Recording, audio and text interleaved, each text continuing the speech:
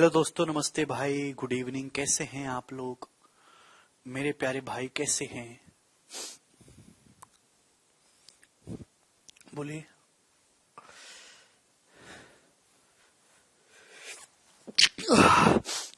Sorry दोस्त, मैंने आपको लास्ट क्लास में क्लासिफिकेशन ऑफ नंबर समझाया था और उस पर बेस्ड कुछ सिंपल बेसिक थ्योरेटिकल क्वेश्चन करवाए थे। आज उन्हीं क्वेश्चंस को हम आगे करेंगे और यहां से आज नया कंसेप्ट मैं आपको समझाऊंगा। 3 नंबर है मेरे दोस्तों जो एक दूसरे से को प्राइम है। इसमें पहली 2 संख्याओं का गुणनफल 286 है और लास्ट की 2 संख्याओं का गुणनफल 770 है। आपसे पूछा इन तीनों संख्याओं का योग क्या है। कोई मुझे बताएगा कि इस सवाल का क्या आंसर है?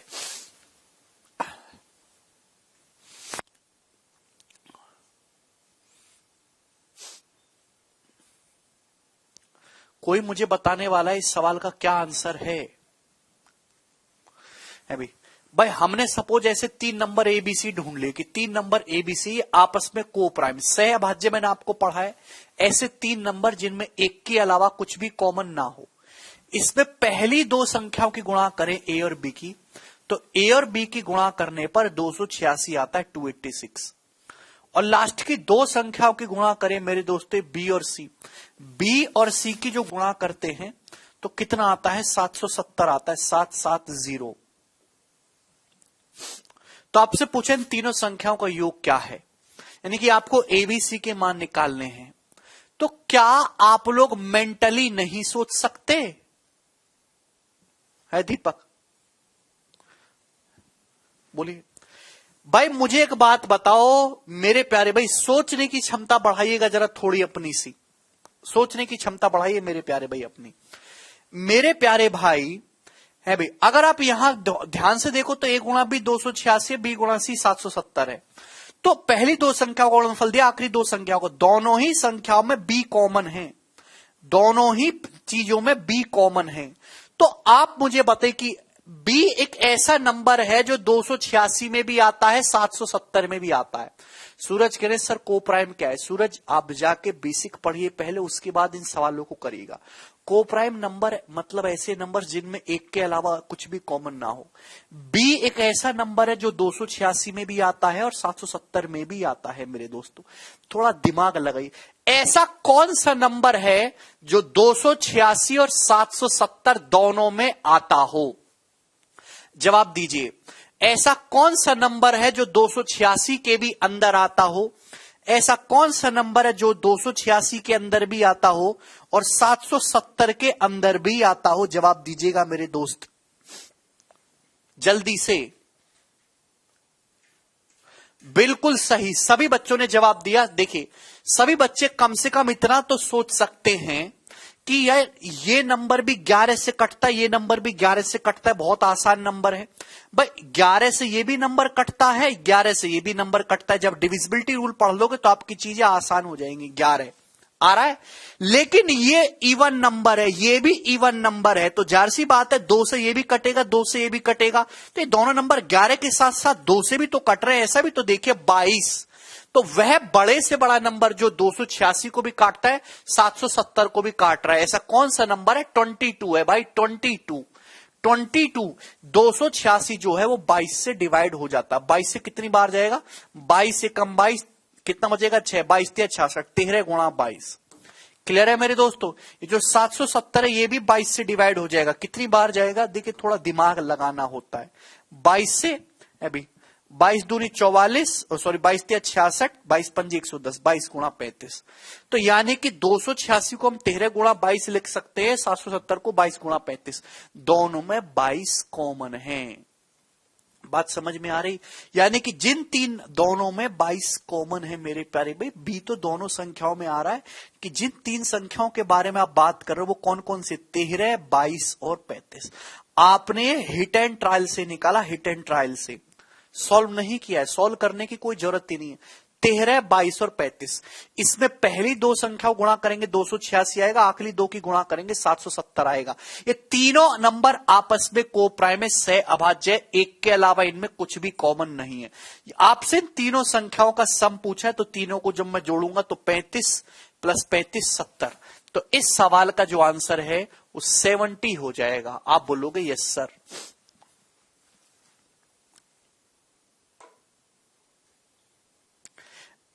अरे भैया प्राइम और को प्राइम अलग चीजें हैं, जाके थ्योरी पढ़िए। यार आप मुझे बात हाथ जुड़वा लो मुझसे, जब आप थ्योरी ढंग से नहीं पढ़े होते हो तो सवाल क्यों करने आ जाते हो?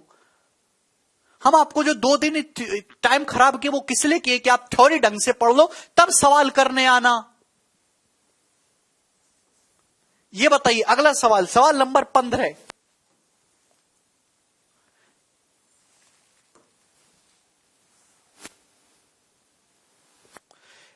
एक्स वाई और जेड 3 प्राइम नंबर्स हैं तथा X plus Y plus Z 38 है, तो एक्स का मैक्सिमम वैल्यू आपको बताना है। एक्स वाई और जेड तीनों एक प्राइम नंबर्स हैं और इन तीनों को जोड़ के 38 आ रहा है, तो एक्स की मैक्सिमम वैल्यू बताइए क्या होगी? एक्स का मैक्सिमम मान। 3 संख्याओं को जोड़ के 38 आ रहा है जो कि इवन नंबर है। मुझे पता है कि सारे प्राइम नंबर ऑड होते हैं, सारे प्राइम नंबर ऑड होते हैं एक्सेप्ट 2 को छोड़ के। 2 ही अकेला एक इवन प्राइम नंबर उपलब्ध है दुनिया में। तो अगर मैं इन तीनों को ऑड ले लूंगा, ऑड ऑड ऑड, 3 ऑड संख्याओं को अगर जोड़ा जाए तो ऑड ही आएगा, इवन नहीं आएगा। यानी कि इवन तभी आ सकता है मेरे दोस्तों जब एक संख्या को आप क्या लो? 2 लो, 2। ऑड प्लस ऑड इवन होगा, इवन में 2 इवन नंबर जोड़ोगे तभी आपका इवन आएगा। तो मुझे पता चल गया गारंटी से कि एक नंबर आपको प्राइम 2 लेना पड़ेगा फिक्स।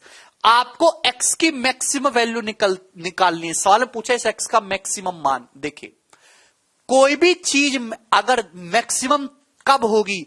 जब दूसरी मिनिमम हो। एक आदमी अमीर जब होगा जब दूसरा गरीब होगा, यह संसार का नियम है।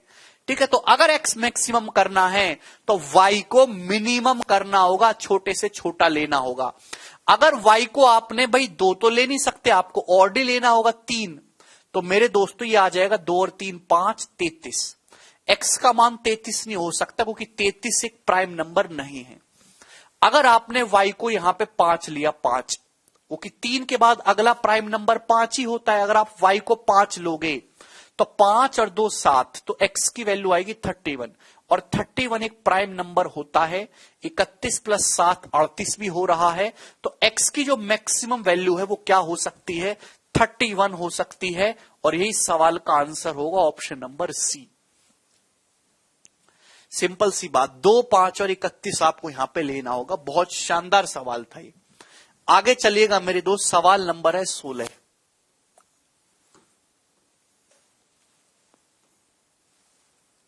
जल्दी से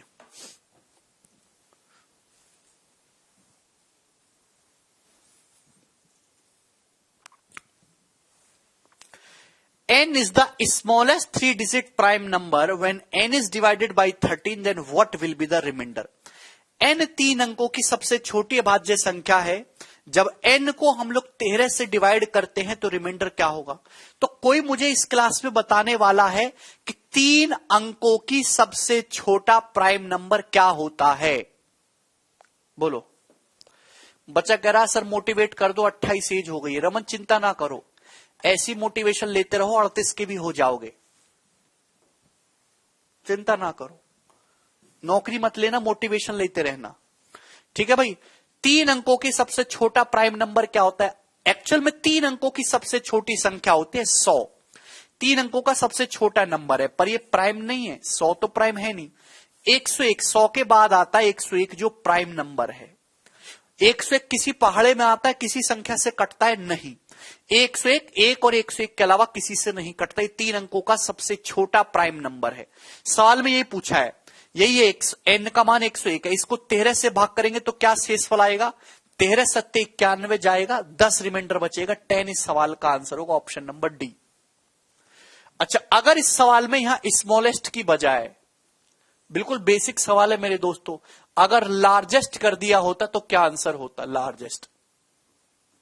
लार्जेस्ट तो आप ये कह सकते हैं कि ये जो है n 3 अंकों की सबसे बड़ी प्राइम संख्या है, इनको 13 से डिवाइड करने पर क्या रिमाइंडर आएगा? सबसे बड़ा। हालांकि सबसे बड़ा नंबर 3 अंकों का 999 है, पर ये प्राइम नहीं है। 9 से भी कटता है, 111 से भी कटता है, 37 से भी कटता है, ये प्राइम नहीं है। 998 भी प्राइम नहीं है, 2 से भी कट जाता है मेरे दोस्तों।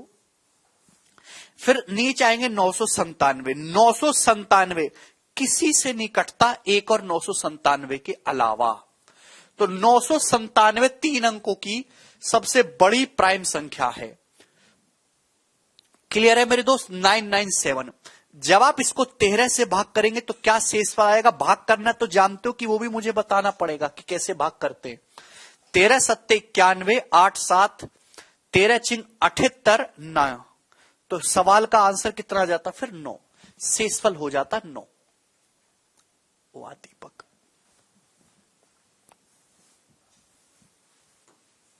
ये बताइए। नेक्स्ट क्वेश्चन करिए। In 4 consecutive prime numbers that are in ascending order, the product of the first 3 is 385 and that of last 3 is 1001. The largest given prime number is? बोलिए। 4 लगातार अभाज्य संख्याएं लिखी हुई हैं जो कि बढ़ते हुए क्रम में है। पहली 3 संख्याओं की गुणा करके 385 आता है और लास्ट की 3 संख्याओं का गुणनफल 1001 है। तो आपसे पूछा, बताइए कि सबसे बड़ी अभाज्य संख्या कौन सी है? वेरी गुड, वेरी गुड मेरे दोस्तों, आप देखते ही बता सकते हैं 13। बिना पेन उठाए अगर आप समझदार हो। भाई ये ध्यान रखिएगा मेरे दोस्तों, ये जो 1001 है ना, 1001 का चढ़ावा चढ़ाते हो ना शादी में, ये 1001 बहुत फेमस नंबर है। इसका मतलब होता है 7 गुणा 11 गुणा 13। ये आपको ध्यान रखना है, आपको रट्टा मार के रखना है, ये आपको पूरे जीवन में काम आएगा। 7 गुणा 11 गुणा 13 1001। 4 प्राइम नंबर बढ़ते हुए ऑर्डर में है। शुरू की 3 का प्रोडक्ट 385 और बाद की 3 का 1001 है। किसी बच्चे को अगर ये पता होती कि 1001 क्या होता है, इसी को बोलते हैं कैलकुलेशन। ये जापानी ट्रिक से कैलकुलेशन मजबूत नहीं होती, मजबूत कैलकुलेशन होते हैं नंबर्स का व्यवहार समझने से। आपको 1001 के बारे में पूरी जानकारी हो कि 1001 क्या होता है, 7 गुणा 11 गुणा 13। ये आपको कैलकुलेशन में भी मदद करेगा और आपकी सवालों में भी मदद करेगा। इस तरीके से हर नंबर्स में कुछ खास बातें होती हैं। जितना ज्यादा प्रैक्टिस होगी उतना ज्यादा आपको पता चलती जाएंगी। ठीक है, तो पहली 3 संख्याओं की गुणा करके 385 आना चाहिए और लास्ट 3 संख्याओं का गुणनफल 1001। आप बताओ, 385 एक ऐसा नंबर है जो 5 से कटता है, 5 से, यानी कि और आपको 4 प्राकृतिक संख्याएं लेनी है क्रमागत जो कि प्राइम है। तो 5 खुद में एक प्राइम नंबर है, यानी कि सबसे पहला क्या रहा होगा? 5 में 5 गुणा 7 35, 35 गुणा 11 करोगे कितना आ रहा है? 385। शुरू की 3 संख्याओं को 385 आता है, आप बोलोगे यस सर। क्लियर है? लास्ट की 3 संख्या है, 7 गुणा 11 गुणा 13 करोगे कितना आता है? 1001 आता है। जो सवाल में बोला गया वो कंडीशन हमको मिल गई। सबसे बड़ी संख्या कौन सी है? 13, और ये इसका आंसर है option number B.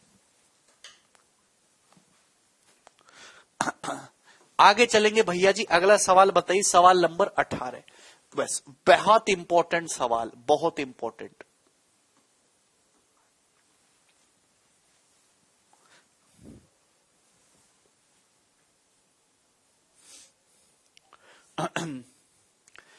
How many pairs m, n of positive integers satisfy the equation? अच्छा, कोई सवाल छूट गया क्या? Satisfy the equation m square plus 105 बराबर n स्क्वायर। m और n के ऐसे कितने पेयर पॉसिबल हैं जो m स्क्वायर प्लस 105 बराबर n स्क्वायर को संतुष्ट करते हैं? जवाब दीजिए, बोलिए। सवाल में पूछा m और n के ऐसे कितने जोड़े पॉसिबल हैं जो इस कंडीशन को सेटिस्फाई करते हैं, मतलब m n के कितने मान ऐसे हैं जो यहां पे रख के ये समीकरण सेटिस्फाई हो जाए, संतुष्ट हो जाए। उर्विका कह रहे फास्ट है। उर्विका 20 मिनट में 3 सवाल हुए हैं। उर्विका अगर आपको फास्ट लगता है तो इसके साथ साथ आपको रोटियां भी फास्ट बनानी सीख लेनी चाहिए, क्योंकि फिर आपके जीवन में वही चीज रह जाएगा, नौकरी तो लगने वाली है नहीं। जिन रियलिटी में जियो, वास्तविकता में। दिन में सपने मत देखो। तुम्हारे जैसे करोड़ों बालक नौकरी के लिए भटक रहे हैं, करोड़ों बालक। मैं स्लो स्लो सर, स्लो, धीरे सर, मर गए हम, ऐसे चिल्लाते रहोगे तो जिंदगी भर पीछे ही रहोगे। तुम स्लो हो तो तेज लड़का जो है तुमको रौंद के आगे निकल जाएगा। क्यों मिलेगी तुमको नौकरी? दूसरे से फास्ट हो।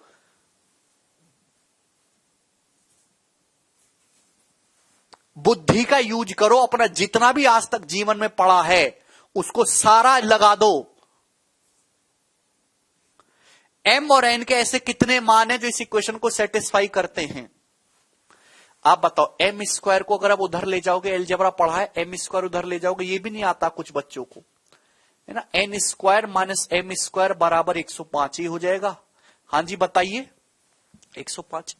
एम स्क्वायर को उधर ले जाओगे, N square minus M square 105। आप बोलोगे जी सर बताओ A square minus B square क्या होता है? तो आपका जवाब होगा A minus B into A plus B. N minus M गुणा एन प्लस एम बराबर 105। एन माइनस एम गुणा एन प्लस एम बराबर 105। आप बोलोगे यस सर, बिल्कुल समझ गया। अब बताओ मेरे दोस्तों, एन और एम दो पॉजिटिव इंटीजर हैं। एम और एन दो पॉजिटिव इंटीजर हैं। तो एक बात बताओ, अगर दो पॉजिटिव इंटीजर एन और एम में, तो उनका डिफरेंस भी इंटीजर होगा, उनको जोड़ के तो भी इंटीजर आएगा। यानी कि मैं कह सकता हूं एन माइनस एम और एन प्लस एम, इन दोनों की गुणा करके 105 आना चाहिए। आप बोलोगे जी सर ऐसे मुझे तरीके बताओ जिनकी गुणा करके 105 आए। बताइए। देखिए ये एन माइनस एम एक छोटा नंबर होगा और एन प्लस एम एक बड़ा नंबर होगा। बोलो हां कि ना? हां कि ना बताइए। भाई घटाओगे तो जाहिर सी बात है चीज छोटी हो जाएगी, जोड़ोगे तो बड़ी हो जाएगी। भाई मैंने आपको ये बताया, प्यार से समझिएगा। एक्स प्लस वाई ए है और एक्स माइनस वाई बी है। यदि सवाल को छोड़ो, पहले यहां बेसिक समझो। अगर x प्लस वाई ए है, x माइनस वाई बी है, तो बताओ x का मान क्या होगा? x का मान क्या होगा? जल्दी से जवाब दीजिए। तो सर अगर इन दोनों को जोड़ूंगा y y तो कट जाएगा। 2x बराबर आएगा a प्लस बी। तो x का मान होगा a प्लस बी बटे 2। y का मान आएगा जी यहां से a माइनस बी बटे 2। ध्यान से सुनिएगा मेरे दोस्तों, मेरे प्यारे भाई, समझने की कोशिश करेगा। अब थोड़ी बुद्धि लगाओ, थोड़ी बुद्धि लगाओ है भाई, ध्यान से समझिएगा। अगर मैं ये कहता हूं कि x और y इंटीजर्स हैं, x और y इंटीजर्स हैं, इंटीजर्स, दिमाग लगाए। इंटीजर्स का मतलब होता है पूर्णांक, डेसिमल वगैरह में ना हो। अगर x और y इंटीजर्स हैं, x और y इंटीजर्स तभी आ सकता है मेरे दोस्तों अगर a एक ऑड नंबर हुआ तो b को भी ऑड होना पड़ेगा।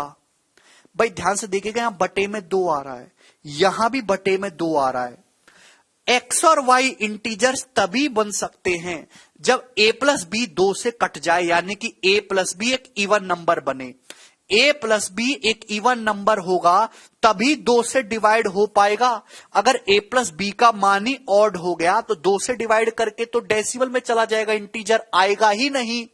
अरे बुद्धि लगाओ, बुद्धि इसी को कहते हैं, बुद्धि का प्रयोग करना, सड़ी बुद्धि के आदमी।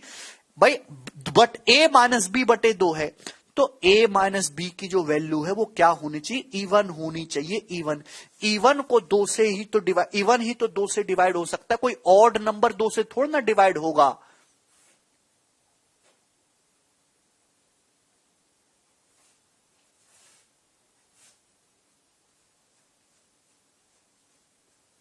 अरे यस और नो, कुछ तो बोलो। ये बात आपको समझ में आई? नहीं समझ में आई, नहीं आई होगी समझ में, क्योंकि मुझे अभी इस पे आधा घंटा खराब करना है। देखिए ध्यान से सुनिएगा, ध्यान से। मैं एक बात बताओ, ऑड में एक ऑड नंबर जोड़ो या घटाओ तो इवन आता है। भाई कम से कम ऑड और इवन तो क्लियर है आपको। और इवन में एक इवन नंबर जोड़े या घटाएं तो इवन आता है, इवन। लेकिन ऑड में अगर एक ऑड नंबर जोड़ा जाए या घटाया, ऑड में एक इवन नंबर जोड़ा जाए या घटाया जाए तो एक ऑड नंबर आएगा। जो तीसरा जो केस है ये एक डेंजरस केस है, डेंजरस। ध्यान सुनेगा, अगर आपको ये कंडीशन दी हुई है x का मान a प्लस बी बटे 2 तो y का मान a माइनस बी बटे 2, मैं क्या समझाना चाहता हूं उसको समझिए। बुद्धि लगाइए, आज तक जितना भी बूढ़े हो गए पढ़ पढ़ के, जितना भी ज्ञान देखा है सब एक चीज में लगा दीजिए ना रोहन, उससे भी कोई फायदा ना है। आप बताओ दोस्तों, यहां बटे 2 हो रहा है, बटे 2 मैं ये चाहता हूं कि x और y का मान इंटीजर्स आए। इंटीजर्स का मतलब पूर्णांक। x और y का मान इंटीजर्स तभी आएगा मेरे दोस्तों जब a प्लस बी जो है वो 2 से डिवाइड हो जाए और a माइनस बी भी 2 से डिवाइड हो जाए।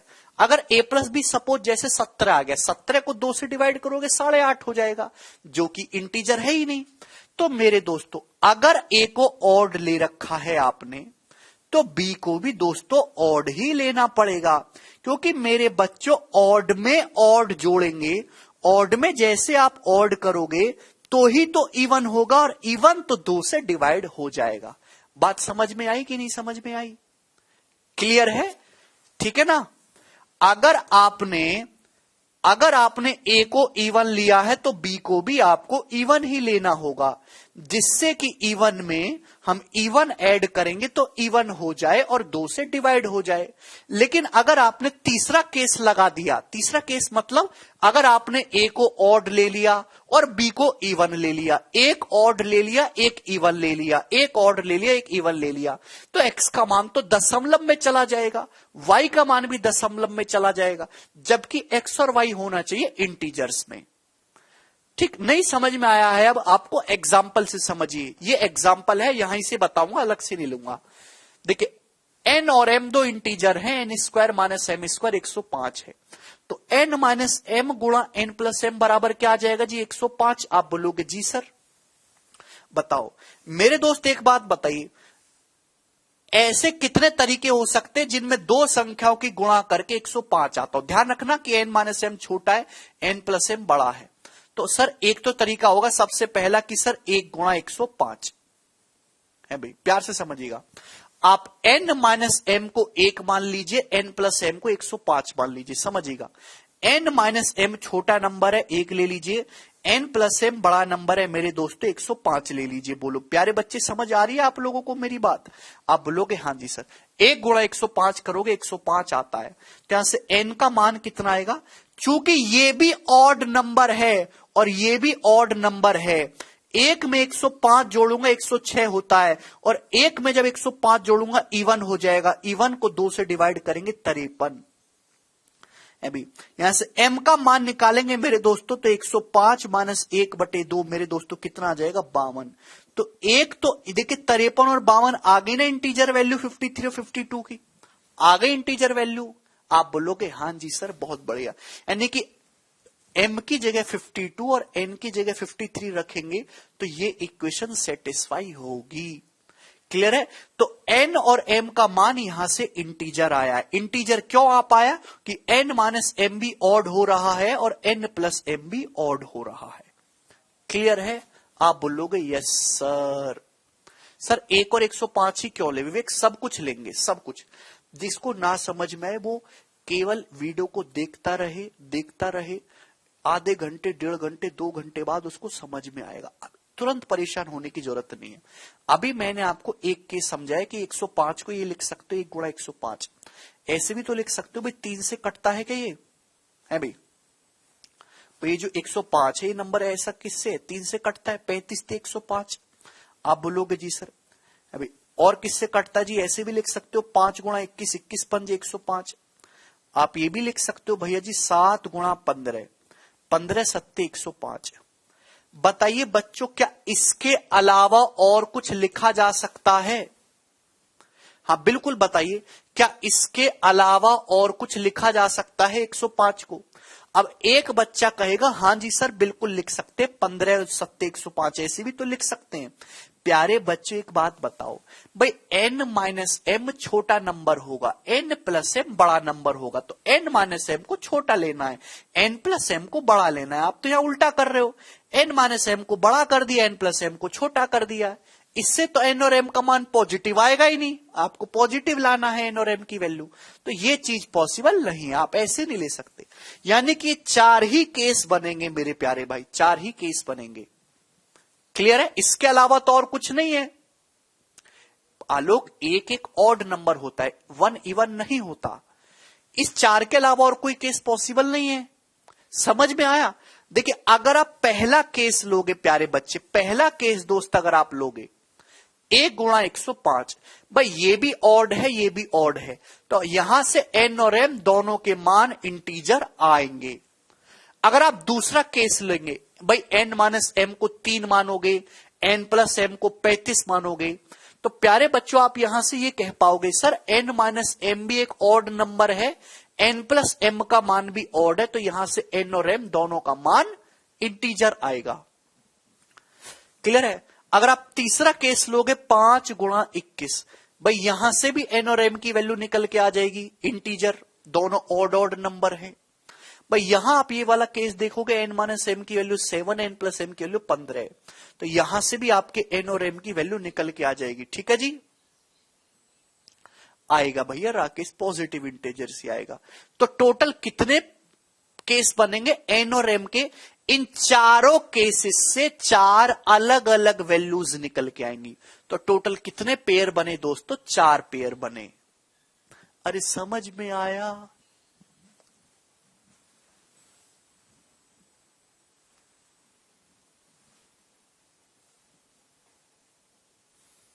चार केस टोटल बने।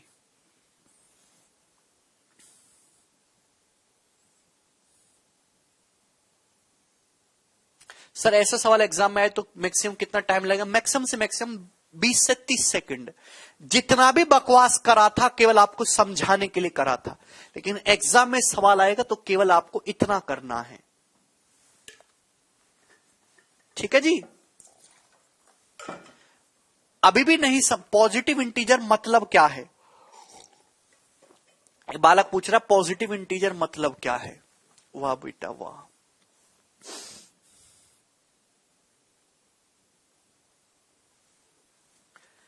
एक बच्चा जिसे 50,000 की सरकारी नौकरी चाहिए, मैंने 1.5 घंटे यही चीज एक्सप्लेन की है, वो ये पूछता है कि पॉजिटिव इंटीजर मतलब क्या है। आपको लगता है क्या उसके जीवन में कभी कोई नौकरी लगेगी?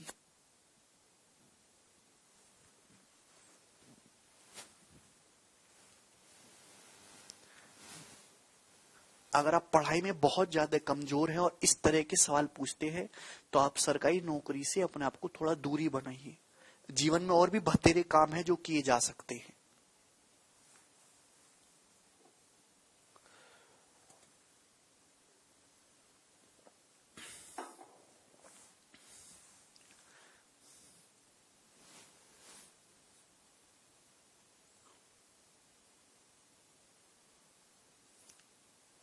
अगला सवाल ही बताइए। Suppose n is a positive integer such that n square plus 48 is a perfect square, what is the number of such n?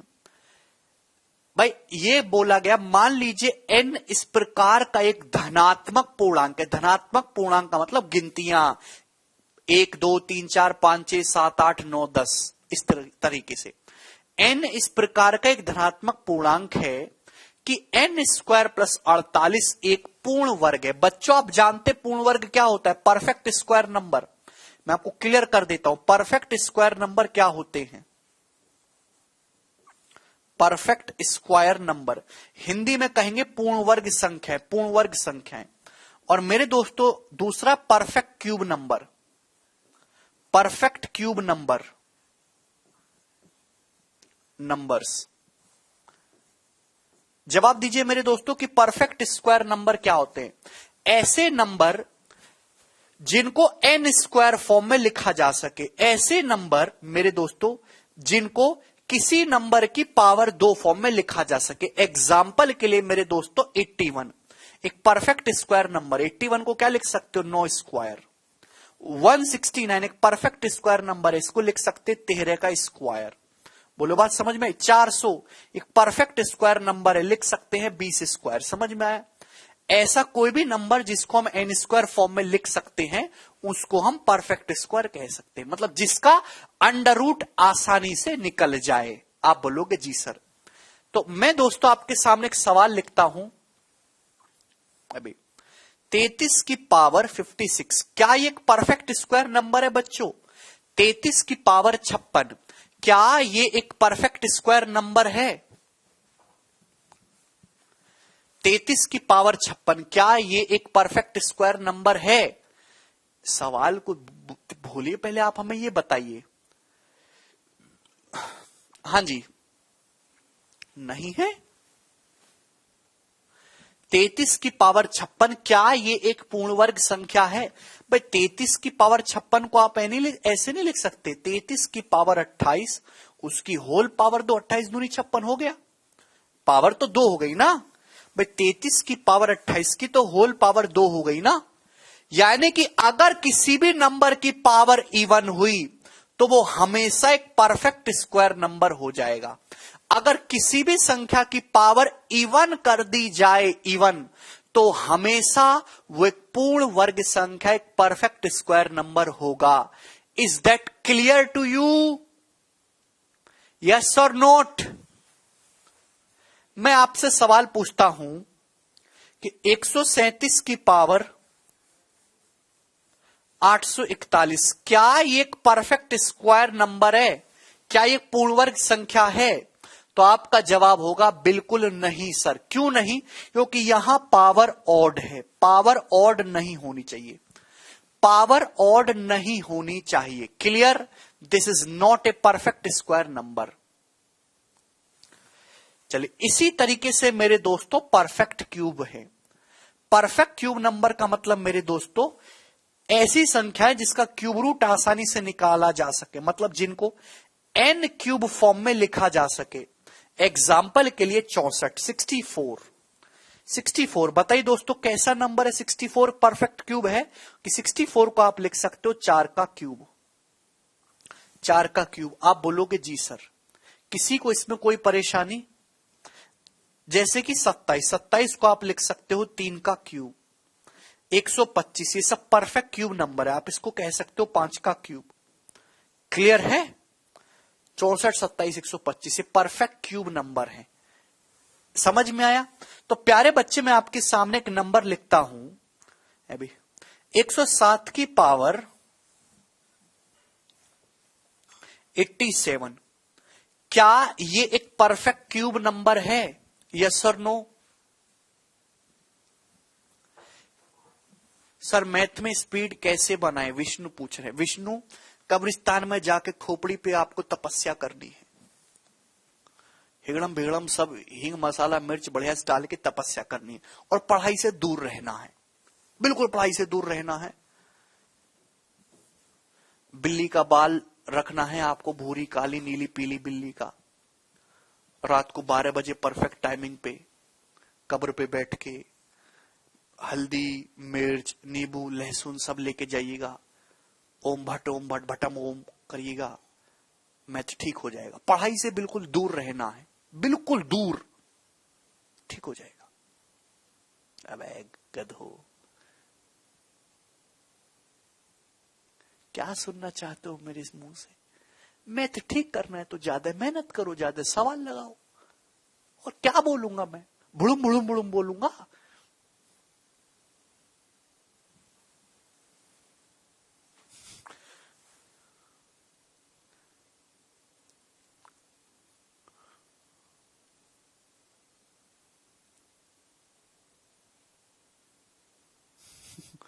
क्या ये एक परफेक्ट क्यूब नंबर है? हां जी है। 107 की पावर 87, 107 की पावर 87, 87 का मतलब होता है 29 तिया 87, 29 तिया 87 ऐसे लिख सकते हैं इसको। आप बोलोगे जी सर। तो लिख तो भाई मैंने क्या बोला, किसी भी नंबर को अगर पावर 3 फॉर्म में लिखा जा सके तो परफेक्ट क्यूब नंबर हो जाएगा। आप बोलोगे जी सर कोई दिक्कत नहीं। हाँ जी, आपने इस नंबर की पावर 3 फॉर्म में लिख दिया कि नहीं लिख दिया? आप बोलोगे जी सर। तो ये परफेक्ट क्यूब नंबर है। मतलब कोई भी नंबर परफेक्ट क्यूब तभी होगा जब उसकी पावर 3 का मल्टीपल है। अगर पावर 2 का मल्टीपल है तो नंबर एक परफेक्ट स्क्वायर है। अगर पावर 3 का मल्टीपल है तो नंबर एक परफेक्ट क्यूब है। और अगर पावर 3 का मल्टीपल नहीं है तो नंबर परफेक्ट क्यूब नहीं होगा। क्लियर? आप बोलोगे जी सर। जैसे कि मैंने आपके सामने लिखा है भी 15 की पावर 143, क्या ये नंबर एक परफेक्ट क्यूब नंबर है?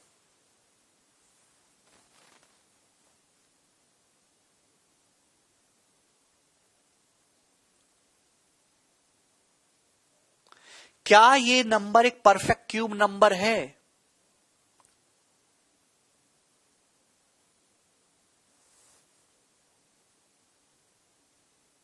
बोलिए। आप कहोगे नहीं सर, बिल्कुल भी नहीं। क्यों नहीं है? क्योंकि यहां पावर 3 का मल्टीपल नहीं है। चूंकि पावर 3 का मल्टीपल नहीं है तो this number is not a perfect cube. Clear? आप बोलोगे जी सर बहुत बढ़िया, अब बात समझ में आई हमको। ठीक है, सवाल बोल रखा है कि n इस प्रकार का एक पॉजिटिव इंटीजर है कि n स्क्वायर प्लस 48 एक परफेक्ट स्क्वायर है मेरे प्यारे भाई। तो आप बताओ ऐसे n के कितने मान संभव हैं कि n स्क्वायर प्लस 48 एक परफेक्ट स्क्वायर हो जाए? अगर n स्क्वायर प्लस 48 एक पूर्ण वर्ग संख्या है तो n स्क्वायर प्लस 48 को आप परफेक्ट स्क्वायर की फॉर्म इस तरीके से लिख सकते हो के स्क्वायर। भाई अगर n स्क्वायर प्लस 48 एक पूर्ण वर्ग संख्या है तो आप n स्क्वायर प्लस 48 को किसी इंटीजर की पावर 2 फॉर्म में लिख सकते हो, मान के स्क्वायर फॉर्म में लिख सकते हो कि नहीं? आप बोलोगे हाँ जी सर। लिख पाओगे तभी तो परफेक्ट स्क्वायर होगा। आप बोलोगे जी सर ये बात हमें समझ में आई। तो अगर n स्क्वायर को उधर ले जाऊंगा तो सवाल वही है, के स्क्वायर माइनस एन स्क्वायर बराबर 48। तो यहां से के स्क्वायर माइनस एन स्क्वायर को आप लिखोगे के माइनस एन गुणा के plus N, A minus B into A plus B बराबर 48। दो संख्याओं की गुणा करके, भाई के माइनस एन भी एक इंटीजर है, के प्लस एन भी एक इंटीजर है, इन दो इंटीजर्स की गुणा करके 48 आना चाहिए। तो आप बताइए कितने तरीके संभव हो सकते हैं? जवाब दीजिएगा। कितने तरीके हो सकते हैं कि दो संख्याओं की गुणा करके 48 आए? तो आप कहोगे सर पहला तरीका 1 गुणा 48। आप कहोगे सर दूसरा तरीका 2 गुणा 24, 24 दूनी 48। आप कहोगे सर तीसरा तरीका 3 गुणा 16, 3 गुणा 16। आप कहोगे चौथा तरीका सर 4 गुणा 12। फिर आप कहोगे सर अगला तरीका आ जाएगा 6 गुणा 8। फिर आप कहोगे सर अगला तरीका 8 गुणा 6। अब इन्हीं का उल्टा आता जाएगा। अब 8 गुणा 6 नहीं लिख सकते भाई, अगला तरीका क्या होगा 8 गुणा 6, वो नहीं लिख सकते कि के माइनस एन छोटा नंबर लेना है, के प्लस एन बड़ा लेना है। अभी 8 जबकि यहां पे उल्टा हो रहा है। तो ये 5 तरीके आए। क्या पांचों के पांचों सही हैं? मेरे प्यारे भाई मेरे दोस्तों, अगर n आपको इंटीजर लेना है वो भी पॉजिटिव, तो n पॉजिटिव इंटीजर तभी आएगा या तो भैया k माइनस एन और k प्लस एन ये दोनों ऑड रहे या दोनों इवन रहे। यहां पे मेरे दोस्तों एक ऑड है एक इवन है, ये पॉसिबल नहीं है। अगर आपने पहला केस लिया तो n इंटीजर नहीं आएगा, डेसिमल में चला जाएगा। दूसरा केस यहां दोनों ही नंबर इवन है, पॉसिबल है। तीसरे केस में एक ऑड है एक इवन है, पॉसिबल नहीं है। अगर आप यहां से n का मान निकालेंगे, भाई k माइनस एन 3 मानता हूं, k प्लस एन 16, तो n की जो वैल्यू होगी कितनी आएगी 6.5, जो कि डेसिमल में होगी। आपको इंटीजर चाहिए। ये वाला केस पॉसिबल है, दोनों इवन है। ये भी केस पॉसिबल है, दोनों इवन है। तो मेरे प्यारे भाई 1, 2 और 3, केवल 3 केस यहां से पॉसिबल है। तो n के 3 मान संभव हैं। बात समझ में आई? आप बोलोगे यस सर।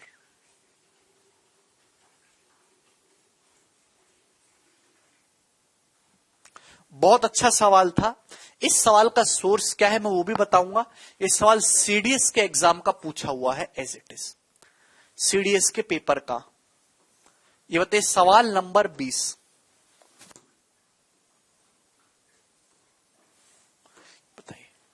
इस क्वेश्चन का आंसर क्या होगा?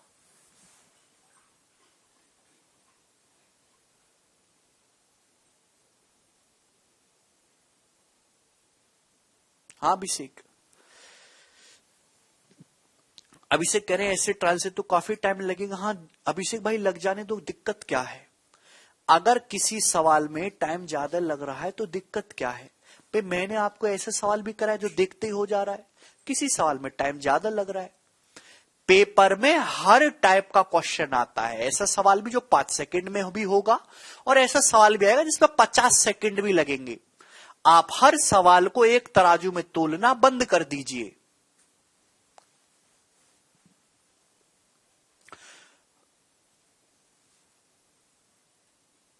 पांच सवाल 45 मिनट में समझे आप लोगों ने, 5 सवाल। आप समझे कि आप कितना स्लो पढ़ रहे हैं और उसके बावजूद भी आप कहते रिपीट करो। ऐसे तो सिलेबस नहीं होगा, थोड़ा स्पीड बढ़ाइए अपना। जरूरी नहीं कि सारी चीजें समझी जाए, कुछ चीजों को खींचा भी जाता है। What is the sum of all integer values of n for which n square plus 19n plus 92 is a perfect square? n के उन सभी मानों का योगफल क्या है जिसके लिए n square plus 19n plus 92 एक परफेक्ट स्क्वायर है, बताइए, जवाब दीजिए। सवाल में पूछा है कि n के उन सभी मानों का सम बताओ जिनके लिए ये नंबर एक परफेक्ट स्क्वायर रहे। आप बताइए, n square plus 19n plus 92, आपको इसे परफेक्ट स्क्वायर, एक पूर्ण वर्ग बनाना है मेरे प्यारे भाई। और मेरे दोस्त आपसे पूछा कि जितने भी n के मान हैं उन सभी मानों का सम बताओ, क्या होगा? बहुत तगड़ा सवाल है। सबसे पहले ये सवाल केवल नंबर सिस्टम का नहीं, आपको अलजेब्रा भी आना चाहिए। अलजेब्रा पढ़ाऊंगा तो थोड़ा बात आपका नंबर सिस्टम आना चाहिए। पूरा मैथमेटिक्स एक दूसरे से रिलेटेड है। जरूरी नहीं कि आप परसेंटेज पढ़ रहे हैं तो आपको रेशियो नहीं आना चाहिए, आना चाहिए, मतलब आपको थोड़ी बहुत पढ़ाई पहले से पता होनी चाहिए।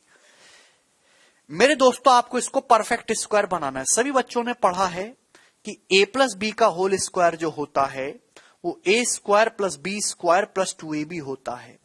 अगर कोई भी नंबर इस फॉर्म में लिखा हुआ है तो ही वो परफेक्ट स्क्वायर होगा। 2ab देख रहे हैं यहां पे 2ab 2 आ रहा है मेरे दोस्तों, 2।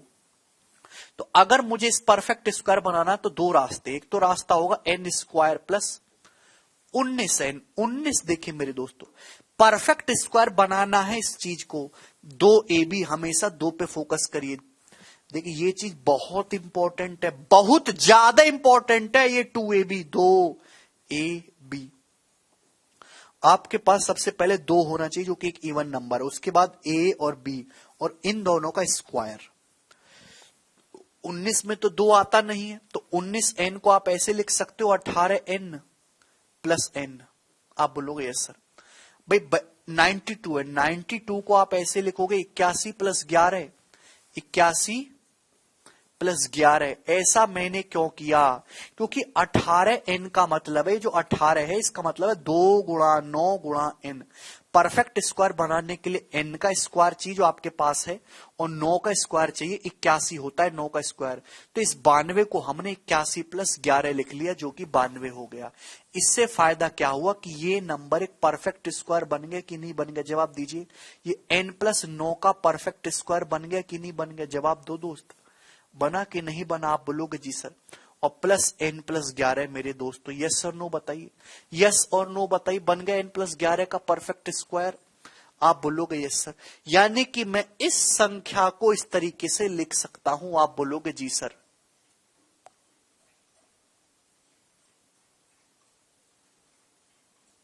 है भी? अरे हाँ या ना, समझ में आया आप लोगों को? आप बोलोगे जी सर समझ में आया। मुझे n को, इसको परफेक्ट स्क्वायर बनाना, ये चीज परफेक्ट स्क्वायर है, तो इसको क्या करना होगा? इसको 0 करना होगा। भाई ये एक परफेक्ट स्क्वायर नंबर है, ये एक्स्ट्रा आ रहा है, इस एक्स्ट्रा को 0 करिए। n प्लस 11 को 0 करना होगा, यानी कि n की वैल्यू आपको क्या लेनी होगी? -11। n को -11 करेंगे, -11 से 11 कैंसिल आउट हो जाएगा, ये अपने आप में परफेक्ट स्क्वायर नंबर बचेगा। तो इस तरीके से एक n का मान आ गया -11। देखिए हर बच्चे को नहीं समझ में आएगा, दिमाग पे ज्यादा जोर मत डालिए, जिसको समझ में आ रहा वो समझ लीजिए, जिसको नहीं आ रहा वो स्किप कर दीजिए, 5-6 महीने बाद समझना, ठीक है भाई। दूसरा, एक तो n का मान -11 आ गया। अब एक तरीका और है, n² + 19n + 92। आप ये चीज कैसे भूल गए कि 19n को ऐसे भी तो लिख सकते हो 20n - n। आप बोलोगे हाँ जी सर बिल्कुल लिख सकते हैं। ये 20 है, 20 का मतलब 2 × 10, 2 × 10। इसका मतलब 92 को आपको लिखना होगा 100 - 8 92, लिख सकते हैं। ये क्या बन गया मेरे दोस्तों, n + 10 का होल स्क्वायर बन गया, जो कि एक परफेक्ट स्क्वायर है, परफेक्ट स्क्वायर। -n - 8, तो माइनस कॉमन n + 8।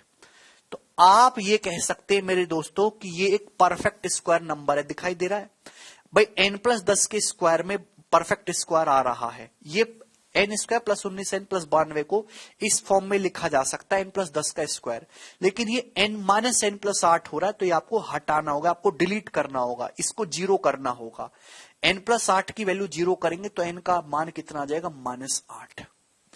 n की वैल्यू कितनी आ जाएगी, -8। तो n के दो मान आ गए, -11 और -8। -11 और -8 दो मान पॉसिबल है n के, और आपसे इन दोनों का सम पूछा है तो -19। -19 इस सवाल का आंसर है। बहुत तगड़ा सवाल था ये। आगे चलेंगे, सवाल नंबर 21।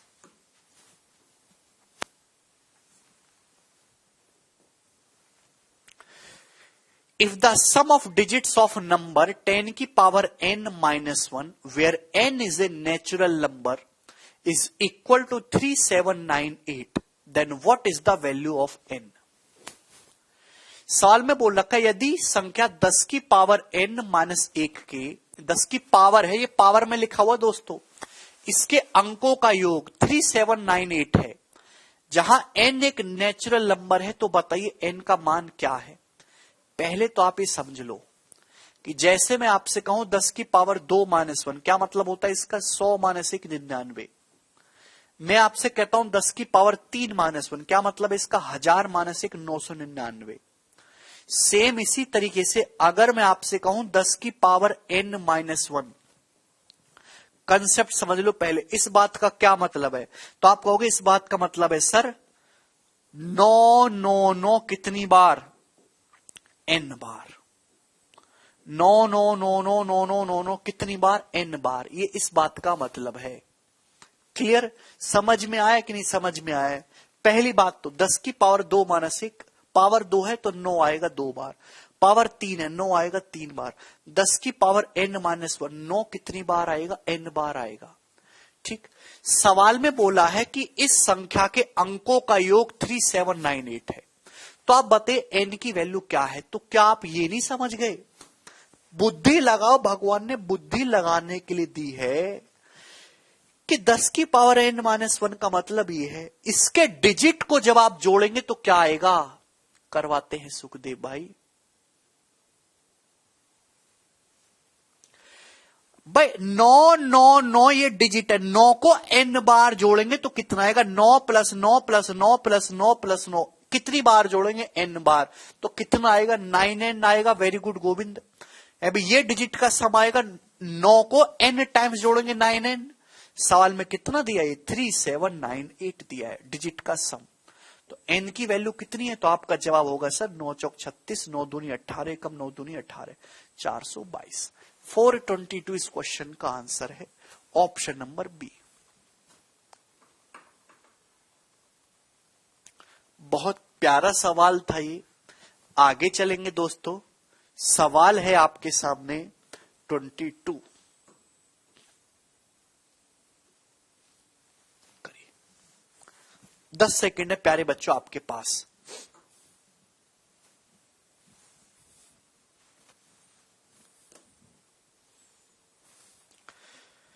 शाश्वत कह रहे 9n कैसे है। शाश्वत मैं आपसे कहता हूं घर में कोई छोटा बालक होगा उसको भी बुला लीजिए।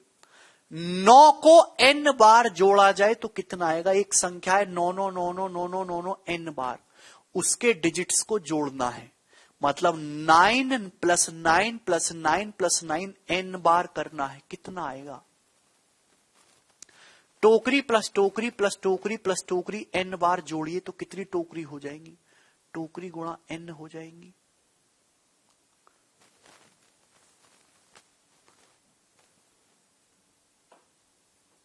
जवाब दीजिए। The sum of two positive number is 14। दो पॉजिटिव नंबर का सम 14 है और उनके स्क्वायर का डिफरेंस 56 है। तो आपसे पूछा है कि उनके स्क्वायर का सम बताइए। ये आप मेंटली कर सकते हैं अगर आप समझदार बच्चे हैं तो। मेंटली भाई दो पॉजिटिव, सवाल का डाटा बड़ा भी कर देंगे तो मैं आपको उसी हिसाब से समझा रहा हूं। जैसे दो पॉजिटिव नंबर आपने ए और बी मान लिए, तो सवाल में बोला है कि दो पॉजिटिव नंबर ए, उनको जोड़ के 14 आता है, a + b 14 है और उनके स्क्वायर का डिफरेंस 56 है और स्क्वायर का डिफरेंस a² - b² 56 है। 56। तो कोई मुझे बताएगा कि यहां से a - b की वैल्यू कितनी आ जाएगी दोस्त? अगर a² - b² 56 दे रखा है तो बच्चा बच्चा ही जानता है कि स्क्वायर का डिफरेंस 56 है। a - b into a + b, ये हो जाएगा दोस्तों 56। एक एक बात को खोल के समझा रहा हूं, बोलिए यार। सवाल में a + b 14 दे रखा है, तो a + b की जगह आप जब 14 रखेंगे तो 14 से 56 कितनी बार चला जाएगा? 4 बार चला जाएगा कि नहीं चला जाएगा? आप बोलोगे हाँ जी सर। तो a - b की वैल्यू कितनी आ गई दोस्त? 4 आ गई कि नहीं आ गई? आप मेंटली निकाल सकते थे कि दोनों के स्क्वायर का डिफरेंस 56 है, तो a + b 14 है तो a - b 4 होगा। इन दोनों की गुणा करेंगे तो ही a² - b² आएगा, जो कि 56 बनेगा। तो यहां से a की वैल्यू कितनी आएगी? तो आपका जवाब होगा सर जोड़ के आधा कर दीजिए। 14 4 18 का आधा 9। b की वैल्यू क्या आएगी? आप कहोगे सर घटा के आधा कर दीजिए। 14 - 4 10 10 का आधा 5। a की वैल्यू 9 है, b की वैल्यू 5 है। पूछा उनके वर्गों का योग, तो वर्गों का योग पूछा है भाई। 9 का स्क्वायर 81, 5 का स्क्वायर 25, तो 106 इस सवाल का आंसर होगा। काफी साधारण दोस्तों ये सवाल था। Option number A.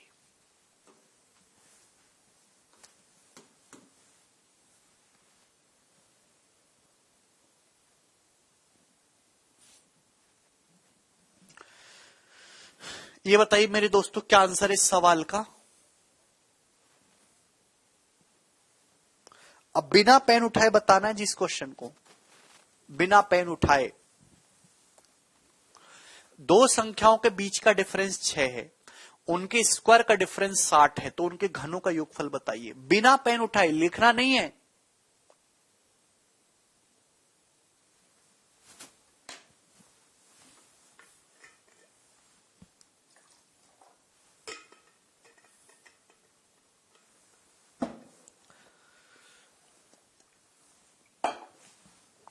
दो संख्याओं के बीच का डिफरेंस 6 है, स्क्वायर का डिफरेंस 60 है, तो दोनों संख्याओं का सम कितना हो जाएगा? 10। तो संख्याएं कितनी हो जाएंगी? है भी 8 और 2। 8 और 2 आई संख्याएं। पूछा क्यूब का सम। 8 का क्यूब 512, 2 का क्यूब 8, 512 8 520। जिस दिन आप ये सब छोड़ के, ये सब गधा करते हैं, ये सब छोड़ के ऐसे करना सीख जाओगे, उस दिन जाके नौकरी लगेगी।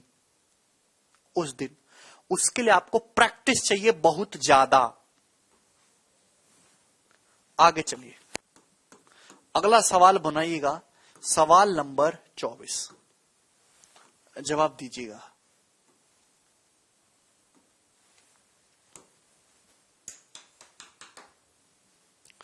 नेक्स्ट क्वेश्चन, 30 सेकंड आपके पास है करने के लिए, जल्दी से करिएगा, जल्दी से।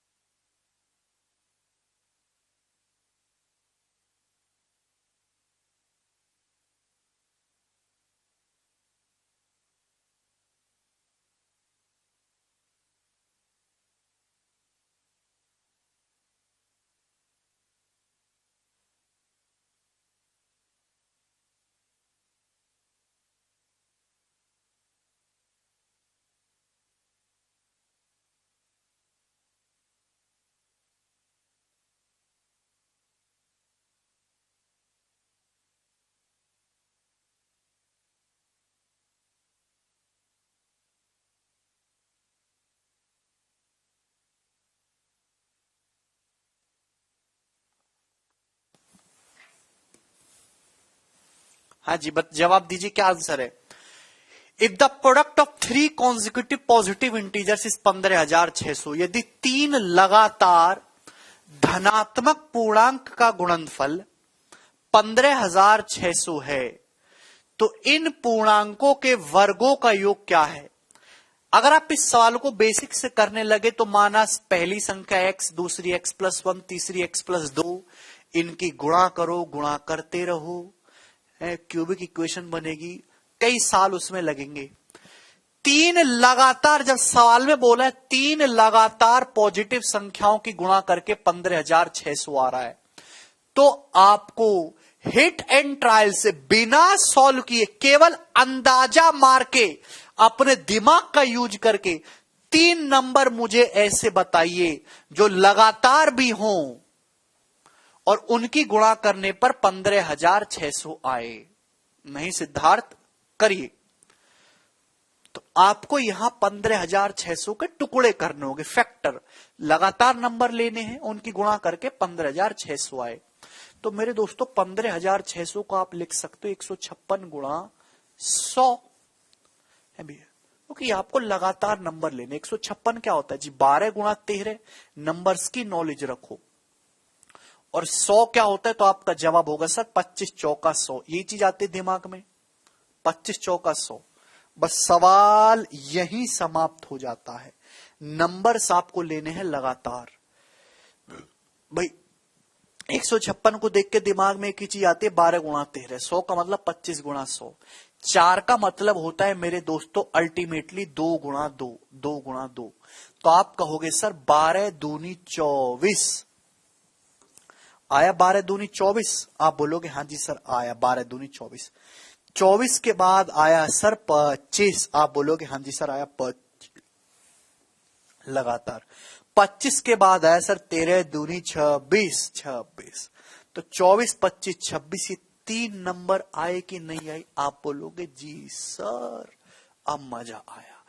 आपको कोई भी नंबर दे रखा हो तो आप उसका फैक्टर करके आपस में भिड़ा भिड़ा के प्रेम करवा करवा के ही चेक करोगे कि लगातार नंबर कैसे बन रहे हैं। ठीक है, ये आसान सा नंबर था, आप डायरेक्ट भी सोच सकते हैं बहुत ज्यादा प्रैक्टिस कर लेंगे तो, लेकिन कोई भी नंबर है तो आपको इसी तरीके से ब्रेक कर करके करना है। ठीक है जी, आपको इनके स्क्वायर का सम पूछा है भाई।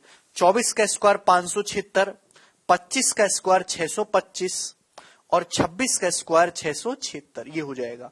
क्लियर है, 6, 6, 12, 5, 17, एंड में 7 आएगा। ये दोनों ऑप्शन आपके नहीं है। क्लियर है, आप बोलोगे जी सर 600, 600, 1200, 500, 1700, 1777 से तो बड़ा आएगा आंसर, यही वाला ऑप्शन हो सकता है, ऑप्शन नंबर डी 1877।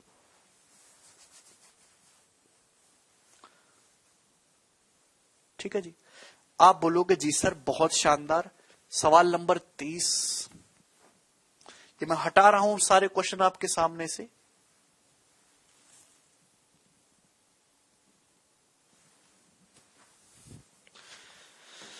यस, अगला करिए मेरे दोस्तों। यहां तक हो गया मेरे प्यारे भाई। बताइए बच्चों क्या आंसर है इस सवाल का भैया जी।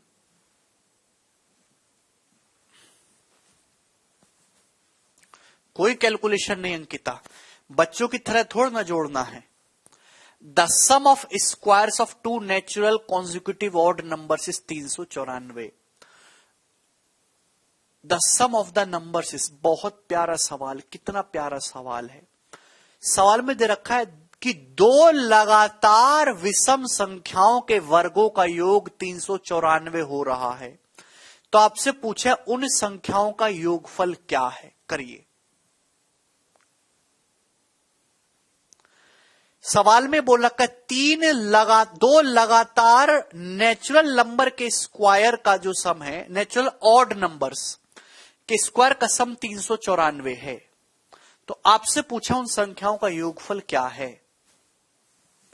तो मेरे दोस्तों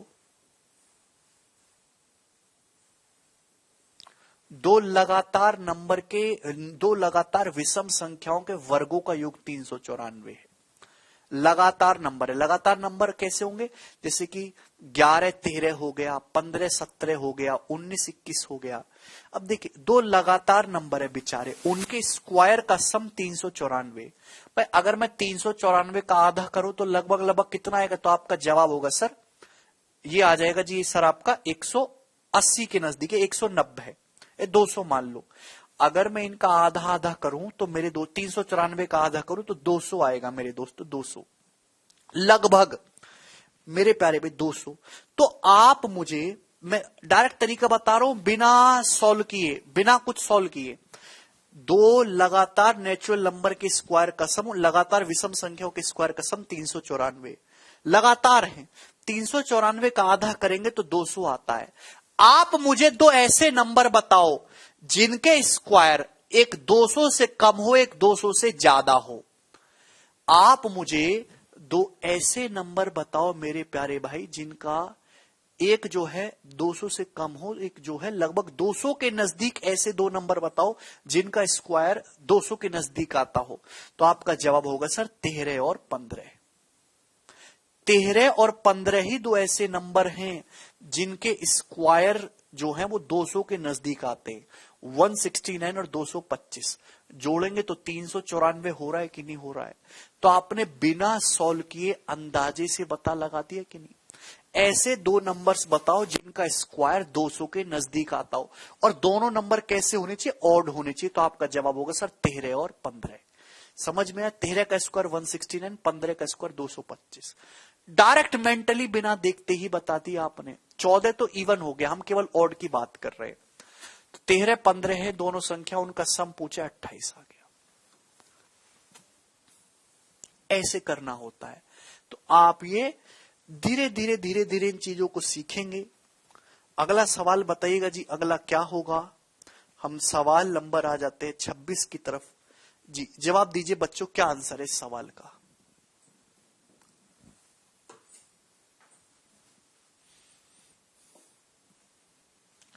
दो नेचुरल नंबर, दो लगातार नंबर को जोड़ के आ रहा है ना, स्क्वायर को जोड़ के दीपक 394, यानी कि दोनों नंबर जो है वो क्या होंगे, लगभग 200 के नजदीक रहे होंगे दोनों का स्क्वायर।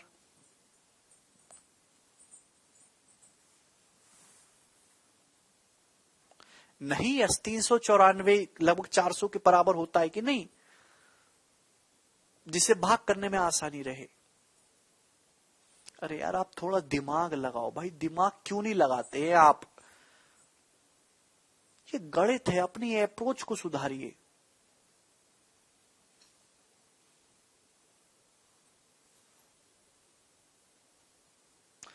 रितेश विषम संख्या लेनी है भाई, विषम। आप 14 कैसे ले रहे हो, वो सम नंबर है, इवन है। Let A B and C be the fraction such that A less than B, B less than C. A B C तीन भिन्न है, ए का मान बी से छोटा है, बी का मान सी से छोटा है। If C is divided by A the result is 5/2 which exceeds B by 7/4। बहुत अच्छा सवाल है। सवाल में बोला है कि अगर हम सी को डिवाइड करें ए से, अगर मैं सी को ए से भाग दूं तो भाग करने पर 5/2 आता है। 5/2 सी को जब ए से डिवाइड करते तो 5/2 आता है। विच एक्सीड्स बी बाई 7/4। इस बात का मतलब समझ रहे हैं।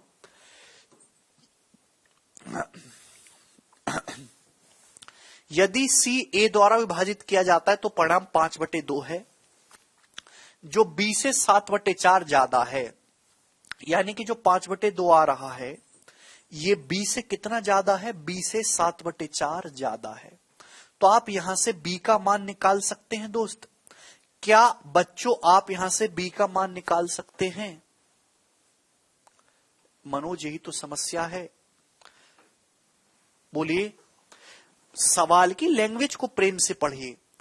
ए बी सी तीन इस प्रकार के भिन्न है कि ए का मान सबसे छोटा है, बी उससे बड़ा है और सी सबसे बड़ा है। जब सी को ए से डिवाइड किया जाता है तो रिजल्ट 5/2 आता है।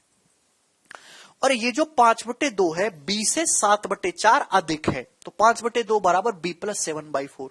तो बी की वैल्यू क्या आएगी भाई, 7/4 इधर आके घट जाएगा। तो 5/2 को हम लोग 10/4 लिख सकते हैं ना, यहां 4 है तो यहां भी 4 बना लीजिए। 10/4 माइनस 7/4 करेंगे 3/4। तो b का मान 3/4 आएगा। इसको इधर लाके घटाएंगे, 3/4 हो गया। Very good. सवाल में ये बोला है यदि a प्लस बी प्लस सी एक सही 11/12 है तो c माइनस a का मान बताइए। ये फ्रैक्शन का बहुत बेसिक सा सवाल है। यदि a प्लस बी प्लस सी बच्चों कितना बोला है सवाल में, एक सही 11/12। इसका मतलब हुआ जी 12 कम 12 plus 11 23/12। a plus B plus C का मान 23/12 है। तो आपसे पूछा है c माइनस ए की वैल्यू। जवाब दीजिए मेरे दोस्तों, c माइनस ए की वैल्यू क्या होगी। बहुत आसान सवाल है बच्चों। अगर b का मान 3/4 आया है, b का मान 3/4 आया है, तो यहां से a प्लस सी की वैल्यू आप निकाल सकते हैं ना भाई। अगर b का मान 3/4 आया, उधर जाके घट जाएगा। 23/12 में से 3/4 घटाना है आपको, तो बटे 4, इसको 12 बना लीजिए ना, दोनों जगह 12 बना लीजिए। ऊपर नीचे 3 से गुणा करेंगे तो 9/12 हो जाएगा। 9/12। 23 में से जब हम 9 घटाएंगे मेरे दोस्तों, जब 23 में से हम 9 घटाएंगे तो कितना आ जाएगा मेरे दोस्तों, 14/12। ठीक है ना, 14/12 जो हो जाएगा 7/6। मैं मान के चल रहा हूं कि आपको जोड़ना घटाना अच्छी तरीके से आता है और आप उसमें पारंगत हो। a प्लस सी का मान 7/6 आ गया। बहुत इजी सवाल है। ठीक, सवाल में आपसे पूछा है c माइनस ए। चलिए बताइए बच्चों, जवाब दीजिए मेरे दोस्त, जवाब दीजिए मेरे प्यारे भाई। ये क्या चीज है, ये c से a का रेशियो है। आप लोगों ने रेशियो पढ़ा है क्या बचपन में? रेशियो पढ़ा है आप लोगों ने? c और a का अनुपात 5:2 है। c और a का रेशियो है मेरे बच्चों, ये 5:2 रेशियो। और रेशियो अगर आपको पता है तो कैलकुलेशन काफी आसान हो जाती। ऐसा नहीं है कि आप यहां से c का मान निकालो, a का मान निकालो, उसमें बहुत टाइम लग जाएगा। सवाल में आपसे c माइनस ए पूछा है तो डायरेक्ट हम c माइनस ए पे ही विचार करेंगे। c और a की अलग अलग वैल्यू नहीं निकालेंगे। प्यारे भाई ये बता दीजिए मेरे दोस्तों, कंपेंडो डिविडेंडो भी लगा सकते हो, वो भी रास्ता है। c और a का रेशियो 5:2 है। अगर c की वैल्यू 5 है, c की वैल्यू 5 है तो a की वैल्यू कितनी है? 2। c की वैल्यू 5 है तो a की वैल्यू कितनी है? 2। तो c प्लस a कितना आएगा? c का मान अगर 5 है तो a का मान 2 है, तो c प्लस a की जो वैल्यू है वो कितनी आ रही है? c प्लस a कितना हो रहा है? 7। सवाल में 7 यूनिट की वैल्यू 7/6 दी है, यानी कि 1 यूनिट की वैल्यू 1/6, ये 1/6 गुना है। सवाल में प्यारे बच्चों आपसे पूछा है c माइनस ए। c की वैल्यू 5 है तो a की वैल्यू 2 है, तो c माइनस ए कितना आएगा मेरे प्यारे बच्चे? 3 आएगा, 3 यूनिट। आप बताइए 1/6 गुना हो रहा है, 7 की वैल्यू 7/6 1/6 गुना, तो 3 की वैल्यू भी 1/6 गुना करेंगे, 3/6 1/2। तो प्यारे भाई सवाल का आंसर 1/2 हो जाएगा। सर जी इन क्लास को अर्थमेटिक वाले सेक्शन में ऐड करवा दीजिए। हाँ ठीक है हर्ष, करवा दूंगा भाई। या एडवांस वाले सेक्शन में चल रही है क्या? 14/12 होगा विक्रम। आगे चलेंगे। अच्छा, अगर कोई बच्चा ये कहेगी सर हमको तो रेशियो ही नहीं पता, रेशियो क्या होता है, तो भैया उसको थोड़ी सी दिक्कत होगी। वो फिर पेशेंस रखे, जब आप रेशियो चैप्टर पढ़ लोगे ना उसके बाद आपको समझ आएंगी। ठीक है, थोड़ा पेशेंस रखे वो बालक। ये बताइए अगला सवाल, सवाल नंबर 27, और ये लास्ट सवाल है मेरे भाई क्लासिफिकेशन पे।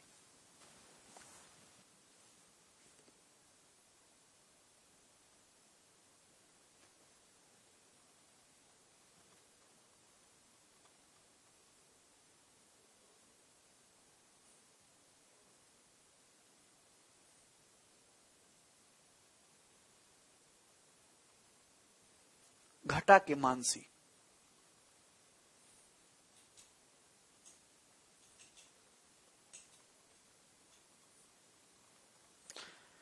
यदि i बराबर a square plus B square plus C square है, जहां a और b जो हैं वो कॉन्जिक्यूटिव इंटीजर्स हैं। हाँ मानसी, और कैसे? यही तो किया है। और C बराबर AB है तो I क्या है? सवाल में बोला यदि I बराबर A square plus B square plus C square है, जहां A और B लगातार पूर्णांक है, कॉन्जिक्यूटिव इंटीजर्स है, और C जो है दोस्तों वो AB के बराबर है, तो अब बताओ I क्या है? An even number and it is not a square of an integer, an odd number and it is not a square of an integer, square of an even integer, square of an odd integer. तो मेरे दोस्तों आप जो मर्जी आपको पसंद आए वो मान लीजिए। सवाल में साफ साफ बोला है कि C बराबर है A इंटू B, जो मर्जी आए वो मान लीजिए मेरे दोस्तों। तो आप इस सवाल में ये थ्योरम है, इसको प्रूफ मत करिए, आप अपनी मर्जी से एग्जाम्पल लेके सॉल्व कर लीजिएगा। भाई सवाल में बोला है A और B दो लगातार पूर्णांक है, भाई मैंने मान लिया कि 2 और 3 हुआ, A का मान 2 है तो B का मान 3, 2 और 3 लगातार होते हैं, तो C कितना हो जाएगा? 6। C कितना हो जाएगा मेरे दोस्तों? AB 2 3 6, 6 का स्क्वायर, तो कितना आ जाएगा मेरे दोस्तों? 36 9 45 4 49, 49 आया मेरे प्यारे भाई। 49 क्या होता है? तो आपका जवाब होगा square of N odd integer, option number D सही है। ये वाला ऑप्शन ठीक आ रहा है मेरे दोस्त, ऑप्शन नंबर डी।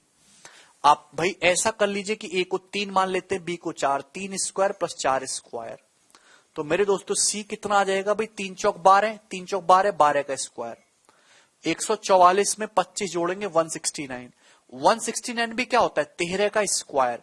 तो देखिए एक ऑड नंबर का स्क्वायर आ रहा है। आप कोई भी एग्जाम्पल मानिए, हमेशा इस फॉर्म की लिखी हुई चीज एक ऑड नंबर, एक विषम संख्या का स्क्वायर होगी। सर 1 और 2 लीजिए, बिल्कुल ले लेते हैं उमा, 1 और 2, 1 स्क्वायर प्लस 2 स्क्वायर, ठीक है भाई। C का मान है 1 इंटू 2, 1 इंटू 2 यानी कि 1 इंटू 2 2 ही हो गया, 2 स्क्वायर, 4 4 8 1 9, देखिए 9 क्या है? 3 स्क्वायर। देखो ऑड नंबर का स्क्वायर आ रहा है कि नहीं आ रहा है? आप बोलोगे जी सर, ठीक। आप कुछ भी अपने मन से एज्यूम करिए, हमेशा ऑड इंटीजर का एक स्क्वायर ही आने वाला है आई की वैल्यू। इसको आप ध्यान भी रखिएगा मेरे प्यारे भाई, इस चीज को आप ध्यान भी रखिएगा, इसको याद ही कर लीजिए। 5 और 7, भैया तरुण 5 और 7 लगातार कहां है? आपको लगातार लेना है A और B, लगातार, ठीक है भाई। कोई भी लगातार इंटीजर लेके आप अपनी मर्जी से चेक कर लीजिए। C बराबर AB क्या रोल है भैया?